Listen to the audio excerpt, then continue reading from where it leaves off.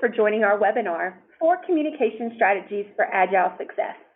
My name is Kelly Hamilton, and I'm the Principal of Marketing here at Excion Solutions, and I have the pleasure of being your moderator. Before we get started, I'd like to cover 2 housekeeping items. First, we welcome and encourage your questions throughout the webinar. To ask a question, all you need to do is type your question directly into the question window on your GoToWebinar control panel and hit submit. At the end, we'll answer as many questions as possible during the Q&A session. Secondly, we're recording the webinar and we'll post it on the Excion website later today. In addition, I'll send you an email once it's live in case you want to watch it again or forward it on to a colleague. I'm excited to introduce to you today's speakers. Bhavani Krishnan is an Agile expert who has more than a decade of experience with Agile transformations at Fortune 500 companies and federal organizations. She believes change begins with the heart of the individual and ripples throughout the collective mindset of the organization. Bhavani surfaces and resolves the fear that underlies change by seeking all perspectives and striving for a renewed connection between people in a way that naturally supports adaptive thinking. We also have Mason Chaudhry. He's the Principal of Delivery here at Excion. In his role, Mason has led the development of Excion's Agile Adoption Maturity Model, which is designed to help organizations tackle the complexities of adopting, scaling, and improving Agile practices across an entire enterprise. Mason has over a decade of expertise helping organizations leverage best practices in development, management, and delivery of projects and products. With that, I'd like to turn it over with you, Mason. Thanks, Kelly. And thank you to our attendees today who are representing the commercial space, the federal space, the nonprofit space, and others who are on the Agile journey. Let's get started. So, recently, Forbes interviewed a lot of executives, and 92% of them said that organizational agility is absolutely critical to their business success. Yet only 12% of respondents surveyed by version 1 said that they actually had the competency to gain that business agility. There's a big delta between being Agile adoptive and Agile transformative. And those challenges that prevent Agile transformation include legacy technologies. A lot of organizations have these monolithic structures that they're looking to transform and trying to get their folks who've been working on these systems for a while to think in Agile methods. They have to implement methodology that does not exist in their enterprises.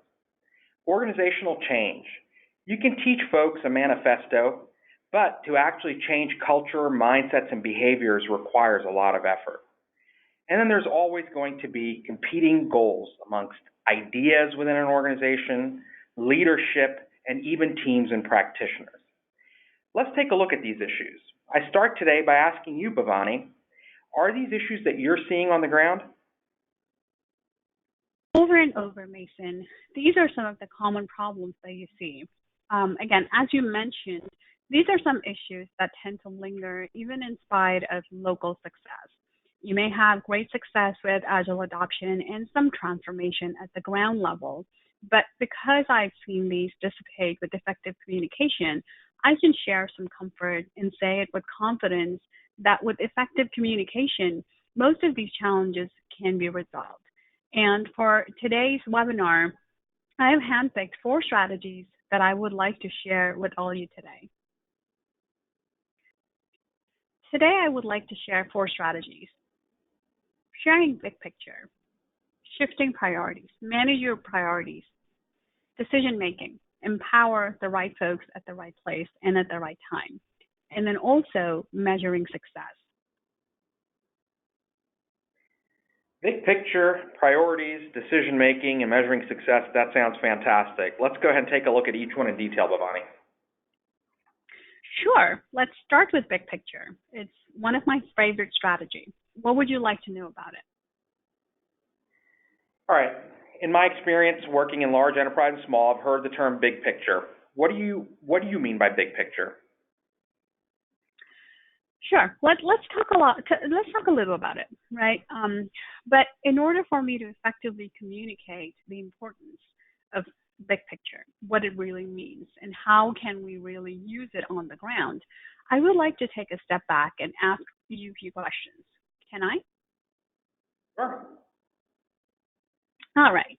So everybody likes sports, right? So let's take a step back from Agile and, big picture, shifting priorities, all of that, and let's talk a little bit about sports. What is your favorite sport and what is your favorite team? I'm a football fan, and I'm definitely a diehard Georgia Bulldogs fan. All right. Um, so do you usually go in person to attend and experience these games with all the fanfares and all of that, or do you rather, satisfy just watching the game on TV? Well, there's nothing better than being in Sanford Stadium, sitting between the hedges and watching football. I mean, while that's great, you are limited to your view by those hedges, but it is a good time. It's not like sitting in front of a TV and watching the whole thing. Okay, there you go. That's what I mean, right? So you said you want to sit close to the hedges, but it also limits what you see, right? So if you had an aerial view, you would be able to you get the big picture. So organizational big picture is very similar, right? The employees get different perspective depending on where they sit in the structure and what is being shared with them. Their responses and self-accountabilities will be very different depending on what is being shared with them as well, right? Again, everybody wants to do their best. Nobody wants to get up in the morning, sit through the horrible commute, and I can attest to it. I have an hour and a half commute every day in and out, right? But nobody wants to sit through all of that and come to the office and do a bad job. Everybody wants to do their best, right? But the environment in which they perform and how they perform is highly controlled either directly or indirectly based on what they can see and what they can hear. So if limited information is what is being communicated, then limited response is reciprocated. They just can't do better than that, right? That makes sense to me. So, I mean, in theory, it definitely makes sense. You want to give folks the NASA mission control type of image. Hey, don't be myopic to where you're just working, but look at our big mission. But help me understand why that's important on the ground. Well, it's simple, right? Because big picture dictates increased productivity, it improves your return on investment, and it helps you quickly launch to the market, right? So a few months ago, we did a webinar on visibility, speed, and quality. All of that ties back to communicating the big picture. When members of the organization at the ground know what is being envisioned by the leadership, they can also collectively own the strategy to achieve results.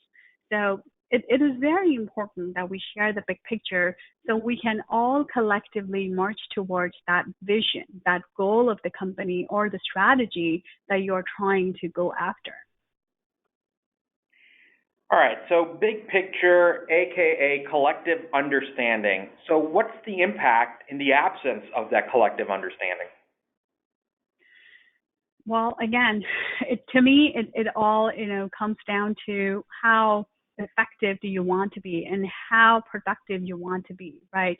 If you don't have the visibility to the big picture, you miss out on the opportunity to maximize the potential power of the organizational collaboration. Information gets lost in translation if you have layers of management, right? You kind of focus on conflicting priorities. You have your product owners, you have your product managers, and different levels even within the product management team, and they all come with their own set of priorities from where they sit, from what they hear, what they know. And because of this, you have delays in releasing to the market.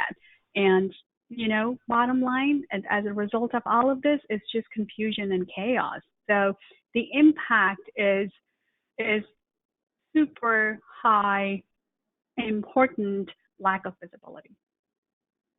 And that makes total sense to me, especially the delays and releases and the confusion. Bhavani, I worked at Anthem Blue Cross Blue Shield many years ago, and we were helping bring on the health exchanges. While that mission was critical to the organization, us working on the ground, a lot of times we did not know what we were working on. So it was imperative to understand the big picture. So with that said, what can people actually do to share the big picture? Two simple ways. It's very easy. Everybody does it. You have your all hands meeting, right? Now, when I say all hands meeting, I can hear some people say, well, all hands meeting is for, our FTEs and consultants or contractors cannot be participating in that. So I agree. We do know that a lot of companies cannot include the consultants in their all hands meeting. But while it may be against the corporate policy to include them all, you can still share a distilled version or a consolidated version of the all hands that will get them an understanding of what the big picture is. Because you talk a lot of important items in that all hands meeting, right? Like, what is the vision of the company for maybe the next quarter or maybe the next 6 months, right? They all need to know about it. So again, share some distilled version of what the outcomes are or what, you are trying to envision for the next set of, either the quarter or again, 6 months, whatever it might be, share it with them. So that's one way. The other idea or the other, simple measure that I can think of is, either your roadmap or release planning, depending on where you are. So periodical roadmap meeting is the key to find the right balance between either too little or too much information. And one fun way to do this is a science fair type of event. You can bring your organization together once every quarter, allow the people in your organization to become familiar with where they are, right? Again, you can make this as big or as small you want or you need to, depending on the infrastructure and your budget and other constraints. I would suggest to start at the bottom and then work your way up. And while you're doing that, improvise, and iterate and increment from your learnings. I can give you an example that I did, at a major financial company, I believe sometime last year. We did an offsite where the entire program, it was one line of business, but we had like 6 or 8 teams come together and share what each team's product vision was and how they were able to tie it with the company. They connected their work with the big picture and what the meaning was and how it all, drilled down to the team at the ground level. So they also included what they had accomplished in the last quarter or what was, going to be their focus for the next quarter. And the 3 things that they wanted to focus on improving from these retrospectives or inspect and adapt workshops, right? So whether it is increasing your employee satisfaction or increasing your customer subscription or reducing attrition by X%. Also, what were some of the anticipated risks and what are some of the dependencies? We call this a big room meeting where, everybody could come in together and, kind of look at what is being envisioned. So I can also, say with confidence that we all do this with our teams today in some shape or form, but it's important to create a successful, effective structure to it, right? Again, science fair or roadshow is just one way, and it's been picking up and gaining momentum with a lot of organizations, but it's not the only way, right? You could just do as simple as just, meeting at, one of the big conference rooms that you might have. But the key is to communicate the big picture. Fair enough. And talking big picture really does mean sharing vision and prioritization. My own experience, one of the biggest issues that I found in Agile adoption is seamlessly deconstructing that big picture that you're talking about into vision and priorities that stakeholders at all levels agree to work with. So while team vision might remain constant, priorities do change. What's happening here? Mason, I couldn't agree with you more, right? Decomposition and prioritization is an art form, especially because there is so much competition in the market. You want to deliver the right set of product at the right time. Now, that brings us to the next strategy, manage shifting priorities. The issue is not only managing them, right, but effectively communicating what has shifted. It has to take precedence and should be considered highly time sensitive. We can, quickly look at a few simple steps. Establish a product management group if you don't have one already. Provide them with the right training and empower to make decisions. Enable them with the right tools. Most of the product owners swear by Roman pillars, product canvas, roadmap templates, customer persona, empathy mapping.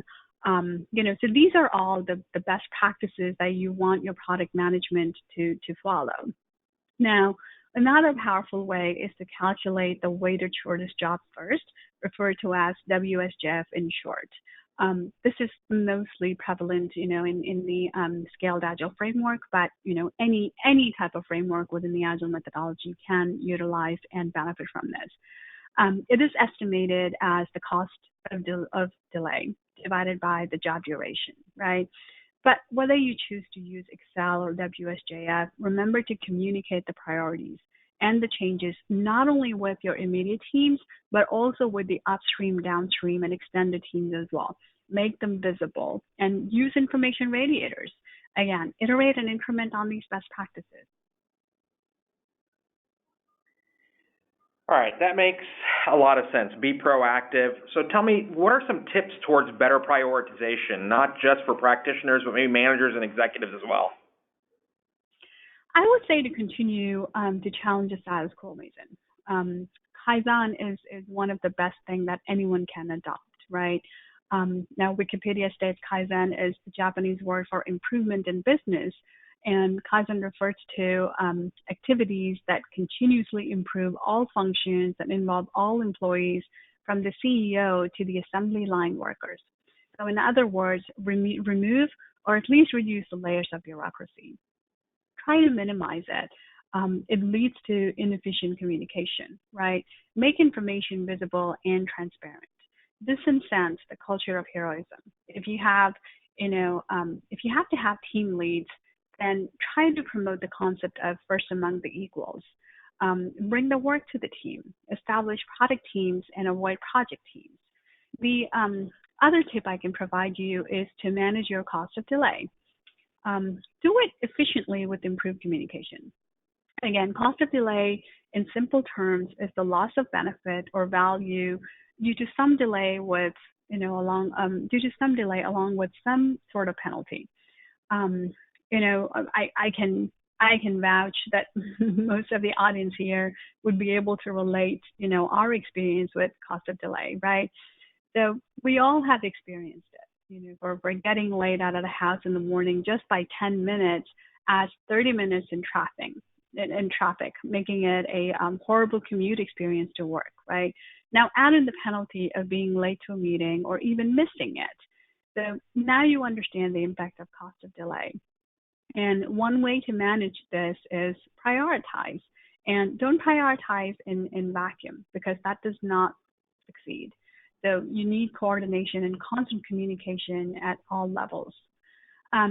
One other thing I can provide as a tip is try to adopt the attributes of flat organization, right? So this, again, improves your communication. It helps you to, be more effective and more reliable, and communication is much faster, and everybody is connected, and everybody, kind of gets a stake in the success, right? It is the exact opposite of your command and control centralized decision, type of situation. That makes sense, but I've got a question for you. Well, I'm sure most of the folks listening on the call would be amenable to removing bureaucracy and layers of decision making.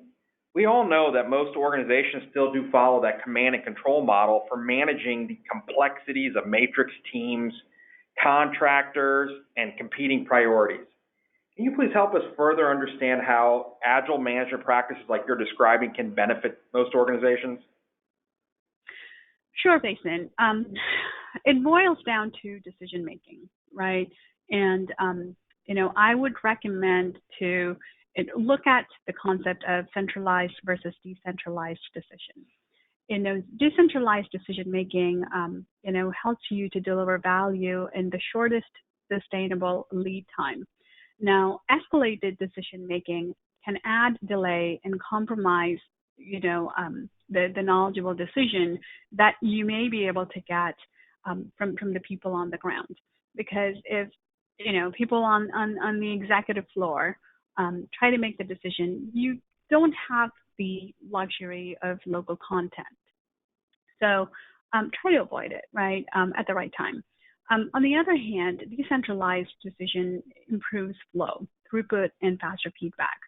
So if we take if we take a minute to look at centralized and decentralized in a much more depth, centralized decision is something that the leadership will make, right? These are infrequent. These are rare and not daily based. These are long lasting. Once made, they stay for a long time. An example would be, a decision on your technology platform. Another attribute for centralized decision is it provides broad economic benefit, right? So something along the lines of, whether we should go with offshore team or, should we manage with, on-site and hire more on the site. So something like that, right? Now, on the other hand, decentralized decision is made when workers who have localized information, can make these type of decisions. These are more frequent and these are recurrent and common. An example would be, response to a defect or an emerging issue, or the team and the program kind of gets together and improve their backlog, or improvises their priority. These are time critical. Centralized decision, usually kind of helps with understanding the importance of the time that they have in their hand, right? So it could be something like dependencies with other teams or customer emergencies, because delaying this will come with high cost of delay. The one more thing that I would like to add is, you need local context to make, any decision better, right? So when there are local information type of decisions, you want to decentralize that. So, you would be able to resolve significant design problems. Gotcha. So decentralized decision-making, really does mean empowering individuals and teams, and that we know provides a lot of benefits to an organization. Can you please walk us through an exercise that anyone can use to navigate through a sample decision process? Sure, we definitely can. So Scaled Agile Framework, recommends a lightweight thinking tool for decision making. So what you see on the screen now is a model that they use, and I've used this many times working with the executives and the portfolio and program management, where you have competing priorities, and a lot of times when you have competing priorities, you're not able to make the decision with the right mindset, right? There's always emotion involved in there. And when you have emotion involved, we all can say that it's going to be biased one way or the other. So using this tool, you may want to consider, 3 significant decisions that you have to make. And you want to be able to rate each item using the table below, right? And that will help you determine whether you centralize or you decentralize. And then once you add up these number on the frequent, time critical, and economies of scale, you would get a score. So if you get a score between 0 to 3, then you want to be able to centralize that. If you get more than 4 to 6, then you want to be able to decentralize. So that's just the idea. We can actually look at a example. We can look at the 3 questions here, whether it's hiring or making your team offshore, or, whether it's technical-based decisions, right? So hiring, if you take that, is that usually frequent? It's not. Again, depending on, where you are. If you are a new startup, yes, your hiring may be, frequent until you ramp up. But most oftentimes, it's not, right? You're either trying to backfill or you're trying to create a new position, but it's for the most part not frequent. So we got a 0 there. Is it time critical? Most oftentimes it is, right? We want to be able to respond to the need of, a particular organization. So we create a position and we try to hire, right? So most oftentimes it is critical. Now, economies of scale. What do we really mean by that? oftentimes, when you make a decision, it helps you gain productivity in the longer term, right? So we answered yes here. So if you total that, you come up with a 2. So that means that a decision that, you want to try and make for a hiring, problem, you have to centralize it, right? Because it is up to the management to make that decision. Now, if we take the last one, the technical decisions, right? Is it frequent? Mostly, yes. Whether you want to go with, Jenkins or GitHub, or, oh, maybe we need to scale down on some type of architecture, or maybe we need to create a proof of concept, or, even choosing, one tool versus the other at the team level, right? Should we have more information on the technical side or not? Or, should we do a pair programming? So those are all best practices type of things, right? But either way, the technical decision sometimes is frequent. Now, is it time critical? Yes. Now, is it going to help you in the long term and increase your productivity? Yes. So when you total all that, you get a 6, right? So then you want to decentralize. Let the team make those decisions. Empower them to make those decisions. So there you go. I mean, doing this was not that painful, right? Now, that's what I mean by, utilizing some lightweight thinking tool for your decision making and come up with the right, right idea, whether you want to centralize or decentralize. I really like this, Bhavani. It's simple and effective. It takes out some of the subjectivity, and it allows anyone to take this type of tool and apply it to their situation. But I mean, a couple things here. I'm sure these measures would have to be validated. And with that said, how often would you recommend going through exercise like this? I would say, try and validate every now and then. It actually brings us to our next strategy, measuring success, right? So anytime, you want to introduce something new, I've always recommended to coaches and executives to be sure to measure periodically, right? Inspect and adapt, not inspect and accept. If something doesn't work, try to find the root cause and fix it. Don't hesitate to pivot.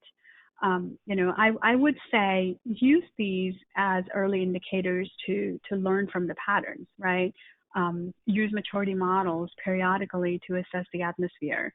Exaion has one such maturity model. You can utilize that to measure your success as well. Again, each team is different and not one size would fit all, right? They may, depending on, the technology and depending on the size of the team, depending on, when they have been stood up, they may, but most oftentimes what I've seen is that they are not the same. So be sure to communicate the learnings. Definitely follow through with action items. Make improvements, part of your program and team backlog so you don't lose line of sight. I mean, that makes sense. So let me ask you this. There are a lot of maturity models, there are a lot of methodologies, and they all say different things on how you measure success. Why don't you tell us some ways to measure success? Sure. You said it yourself, Mason. There are many ways, right? Again, it depends on each situation, the team maturity, and the available time they have, and et cetera. Usually, I tend to break down evaluation into 3. Right? Teams are always trying to communicate, but at what level of details and to whom is the usual challenge? For that matter, I would like to start with, service demo and sprint reviews. We all know that, in the spirit of transparency and maintaining frequent feedback loops, you want to encourage teams to share what they have built. Sometimes you may run into a situation where you may not produce shippable product increments, each iteration, and that's completely fine. We still want to communicate the minimum viable product that was produced towards a potential shippable increment. So it is important to communicate so you are on the right track, even if you are not able to, make a standalone product, even if that, that business value that you tried to deliver was not completely usable by the client. You still want to know that you're on the right track. It's an opportunity to everyone to collaborate about the product, right? You want to check and adjust. And when you do have an opportunity to demonstrate the product increment, take a pause and invite the customer and stakeholders, more like the science fair we talked about. Set up in a large room with multiple areas. Each could be staffed by the team representatives, and you could showcase the products that you developed. And the stakeholders and the customers, will have a chance to visit areas of interest. Again, from my experience, it was one of the best, sprint review that we had ever had, amongst all my clients that I had worked at. Even the customers and the users and the stakeholders, they were all so energized. And at the end of the science fair, they all said, we don't want to go back to our regular sprint review where, we're looking at what the teams completed, story by story, looking at, these were the stories that the teams took on, during the sprint. And okay, this is complete. This is in progress. This is in still to do. They just don't really care about the status of where the stories are, right? They care about what has been completed and what has delivered business value. And what better way to, create that enthusiasm and bring energy other than, engaging with them. So, ask the stakeholders to summarize their feedback at the end of this. Adjust your development according to your, to the feedback that you get from them. And don't forget to celebrate. We all do a great job of celebrating success, but what we miss out on is looking at the failures and learning from that and, using them as an opportunity to improve and solve the problem. It's an opportunity for you to really rise back stronger. And that makes a lot of sense to me. I mean, teams where I've worked really do like their demos and their sprint reviews. And to your point, you've got to create a culture of acceptance of change. Hey, let's adapt. We failed in a couple of areas, but we will adapt. So while those sound great, tell me, why do a lot of organizations skip on retrospectives? A good, very great question, Mason. I'm glad that you are actually asking about why they skip retrospectives.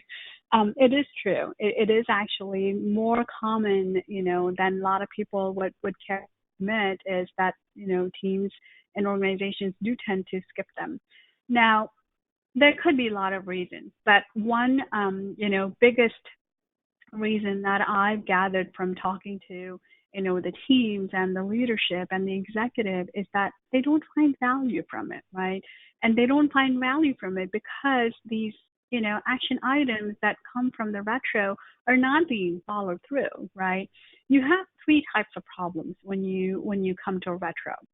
Either you don't have a retro at all. That's like the biggest problem. Now, the other two are, even if you have a retro, the team members are just silent participants, right? They don't tend to talk. They don't tend to participate. They don't want to, say something that might be viewed as, something less than, ideal amongst their team members. They kind of worry about the perception. So that's the second thing.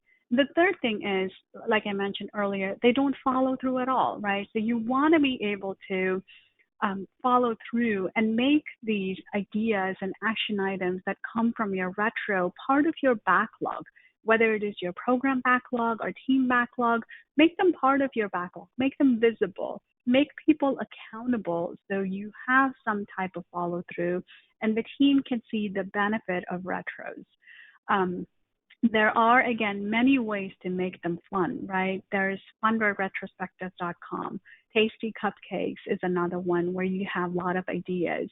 And then there are, multiple, ideas for virtual where you have teams that are not co-located. Go Reflect Board is one other tool that you can utilize to make your retrospectives more, engaging and inclusive and fun.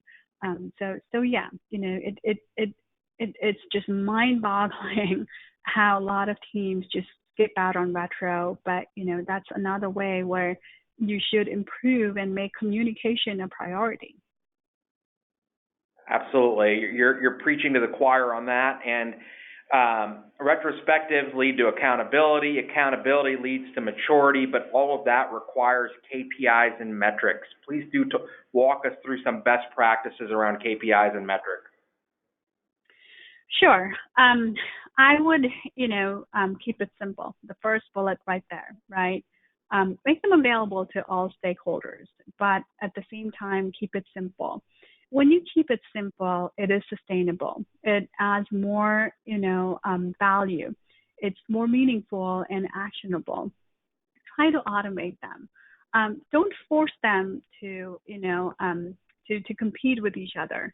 Once you do that, that's when, we are actually empowering and forcing our team members to start to game the system, right?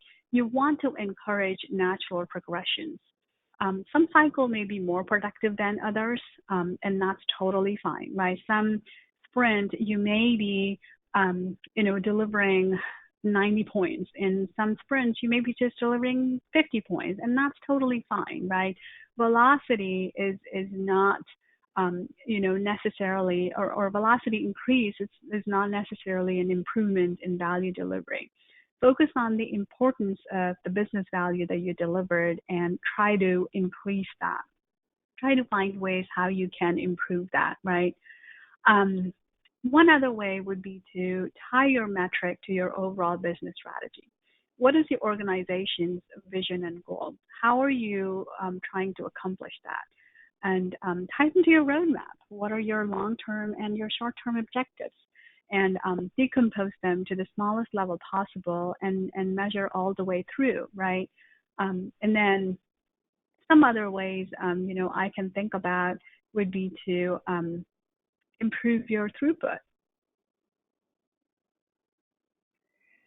Bhavani, I've been part of teams that were focused on the wrong type of metrics. They were so myopic to velocity that they were really quickly putting out non-quality product. So I totally get what you're saying about measuring the right things. So speaking of, what are some valuable metrics to measure?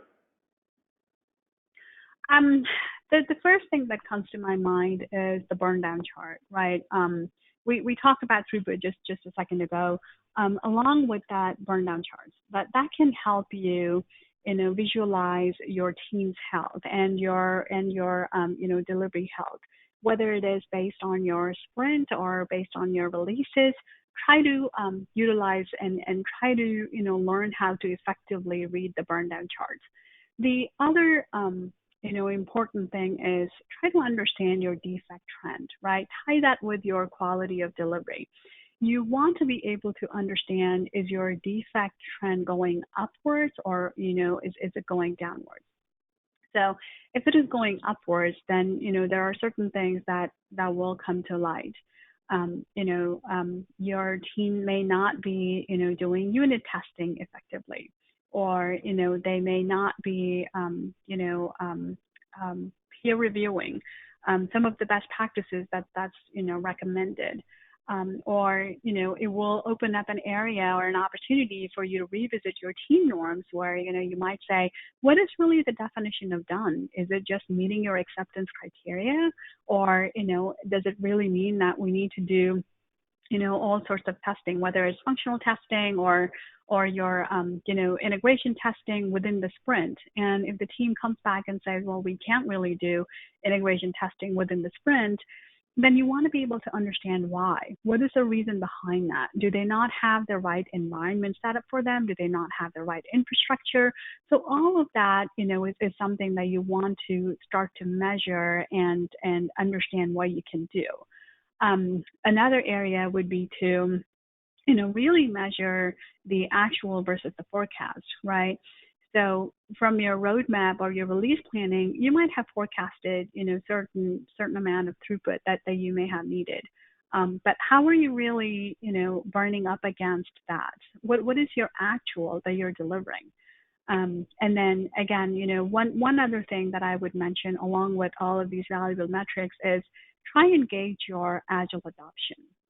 And you can use, a number of ways, but again, adoption, the Agile adoption maturity model. Now here on the screen we have Exion's. Try to utilize that, right? Try and understand how your people, processes, and technologies are responding. How are they, in the journey of your transformation? How are they adopting it? Do you, really have the support and, the buy-in from your organization?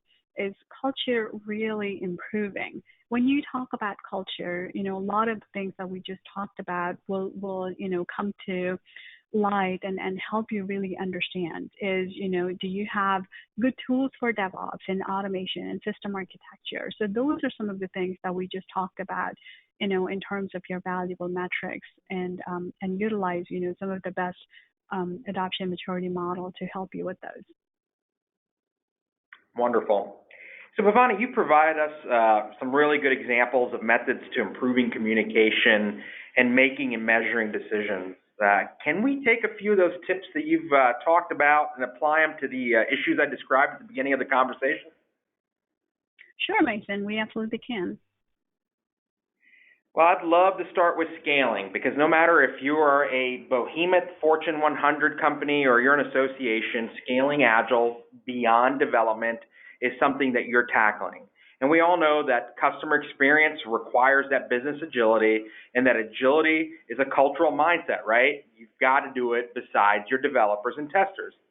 So Bhavani, how do we encourage the adoption of that Agile mindset beyond just that development team? I have few proven methods, Mason. I'm all about the human psyche. So share the experience, right? Humans are selfish individuals. Everyone cares about what's in for them. Now, myself, I don't want to learn something if, it doesn't benefit me, right? It's the learner's ultimate existential question. So make it meaningful for the individuals, educate them. So when we talk about, scaling, there is some amount of resistance still out there, and it's caused by ignorance. So processes don't have to be overwhelming. Start simple and assess to improve as you go. And the same applies to scaling Agile as well. You want to start scaling Agile by communicating. You want to, communicate to your teams and your management. Why is it that you really want to scale, right? What is the importance? What are the benefits? What is the expected outcome? So again, big picture. Everything has to have a big picture, right? I would always go back to that, right? So, again, there may be, many scaling frameworks when it comes to the Agile scaling. Now, I would suggest to start with something lightweight, like Jeff Sutherland's Scrum at Scale, or Craig Lorman's, large scale Scrum. And as your teams mature, then you can introduce, the scaled Agile framework, and even, go to the full-blown safe implementations, because they have 4 levels of it. You can start at the bottom and just start with the essential level, right? But again, going back to Scrum at Scale, they actually have a great tool to evaluate the need and identify, a scaling map for organizations. This is where you want to, take at least a couple hours, bring in the right people, look at the various, areas that you want to scale to, and kind of create a heat map and try and understand whether you are, your organization is on an upward trend or a downward trend, or, is it pretty stagnant, or, you are, already matured. And if time permits, you may also want to see where you really want to go after that, right? So again, use something like a scaling map from Scrum at Scale. Scaling map, that sounds fantastic, because a lot of different organizations are going to have different priorities, and they know their strengths and weaknesses, and they can work with them. I absolutely love scaling maps. All right, so next subject, the so-called Bimodal IT Conundrum. As a lot of organizations, especially those that are heavily regulated businesses or even government agencies, look to modernize their technology infrastructure, how should they manage their legacy technology, tools, and processes while also adopting new trends, industry best practices, tech, and skill sets. I mean, there's tech debt considerations. There's a lot to look at. Bhavani, how would you go about it? The first step would be to assess the landscape, Mason. Understand the need, assess the need, right? Identify where you are. Can you really afford to transition from legacy system to, something that's totally out in the market, that's of next generation, right? If your answer to that is yes, then, the forward action might be easier. But, again, if you answered yes, then you can, identify the gap and come up with a plan or roadmap to transition and transform. But if your answer was, not, and you say, no, we really cannot afford to transition from legacy right now, you have to assess and evaluate a variety of things, right? Like, what is your cost of delay? What does it really take for you to continue with the legacy system? Do you have the right infrastructure in place to integrate between the legacy and next gen? Do you have the right people with the right skill set in your staff? Is support still available for some of the legacy system and the tool sets? Because sometimes support cannot be available, and even if it is, then it might be too expensive for you to continue with that, right? So your first line of action is to assess and determine if you can migrate from legacy to next generation. Next, I would say to create a backlog of objectives for your plan. Whether you choose to retire or not, create a plan. Again, if you choose to migrate and retire, then you may want to, identify the timeline and track that. You may want to say, we want to migrate in the next quarter or so. And then you may want to work backwards and say, okay, so within this next quarter, what would be my next line of action? What would be, the first few things that I want to prioritize? You want to identify that and, maybe bring in a tiger team or something, to follow up on the actions. Now, if you have to continue with the legacy products and processes, assess the pain points and try to alleviate that, right? Sometimes you may have to maintain, the legacy systems, and that's just the nature of business. But most oftentimes you will find out that you can reduce the dependencies on your legacy systems. Whether you just completely replace it with newer ones or, you minimize the dependency on that. But whichever approach you decide to take, don't forget to include the members of the actual team that are and will be impacted by these changes on a day-to-day basis. Communication and continuation of that is the key here.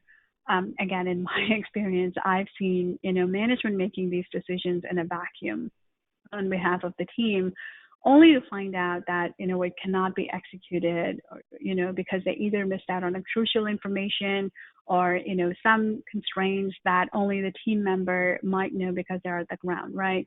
Be inclusive on your big decisions like this where you can. Again, you can use, the centralized versus decentralized framework to, kind of determine which way to go. That's great, Bhavani. So I just want to recap. What we've heard from you today is share the mission, communicate vision and goals, empower teams and individuals, keep the customer in mind at all times, continuously measure performance to continuously improve. This is a solid game plan that takes time, takes buy-in at all levels of an organization, and guidance from frameworks and experienced Agile coaches such as you, Bhavani. I really appreciate it. Thank you to you for providing us some valuable information today. I'd love to take some questions from the audience. Thanks. Kelly? Yes, thank you both, Mason and Bhavani. I'd like to remind everyone, if you have questions on the line, to please go ahead and type those in your go-to-control panel right now. And Bhavani and Mason, we already have a few that have come in. So Bhavani, I think this one, let's start with you. It says that if executives, management, and teams have varying goals and ideas on progress, how do you solve the dilemma of clear lines of sight between these groups? What's your thoughts? All right. It's a very common problem that, teams are facing today and companies are challenged with, Kelly. I like that question. Thank you for asking that. the few things that come to my mind is chaos and confusion, right? Teams are not aligned.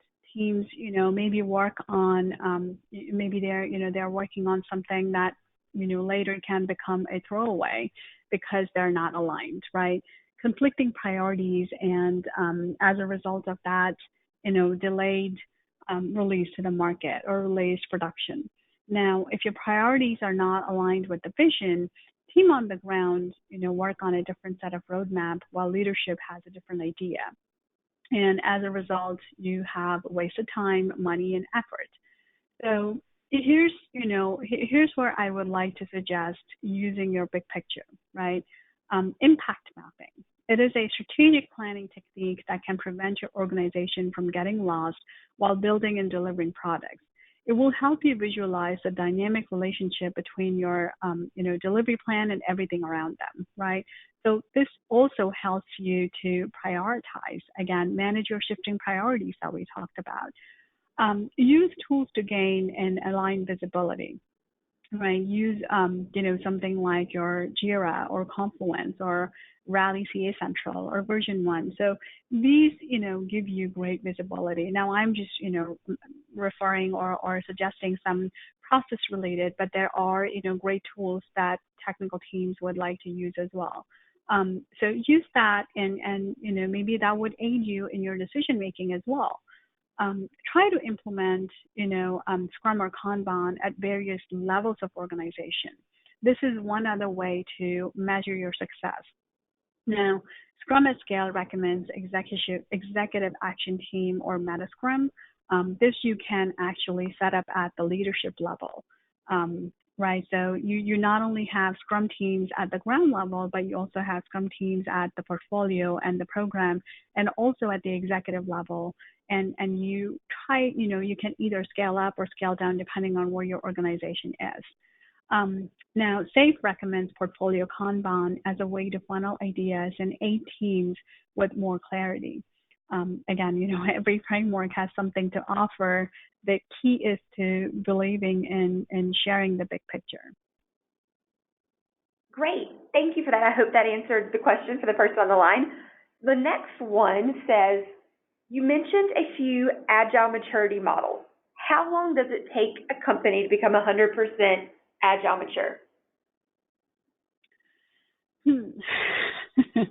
It's not a as easy or a black and white type of question, right? That's a very loaded question. It depends on a lot of things. While you may aspire to become 100% agile, I actually commend on your aspiration there, right? Because that's the first step. That's the key. Now, it depends on where it is coming from, right? Because for agile permanence, you have to have the balance between, empowering organization where your leaders are thinking and saying, oh, we want to go agile for the right reasons. And, the other side of the balance is from the team where they're like, oh, this is going to help us with our day-to-day, visualization of work, day-to-day management of work. So that's how you achieve agile permanence. Now, how long would it take for you to, get to 100% agile? It depends on, the appetite. It depends on the resources you may have at hand. It depends on, the budget and the cost and the funding that you may have at your hand, right? So anytime you want to mature, you want to start at, creating a roadmap for transformation, right? And try to, allocate between 2 to 4 years for transformation. Again, you can start small with, pockets of adoption and use that as a proof of concept and, show it to the management if you have to prove it to them and say, look, because of Agile, this is what we have been able to achieve, right? And here are some of the best practices that we utilize in our transformation or Agile adoption. And, usually success is contagious, right?